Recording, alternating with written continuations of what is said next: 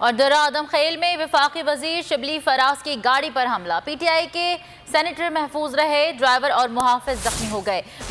वफाकी वजीर दाखिला ने IG से वाक़े की रिपोर्ट तलब कर ली। फवाद चौधरी समेत रहनुमाओं ने हमले में मजम्मत की। खैबर पख्तूनख्वा के बल्दियाती इंतखाबात, दरा आदम खेल में वफाकी वजीर की गाड़ी पर हमला। शिबली फराज महफूज रहे, मुहाफिज ड्राइवर जख्मी हो गए।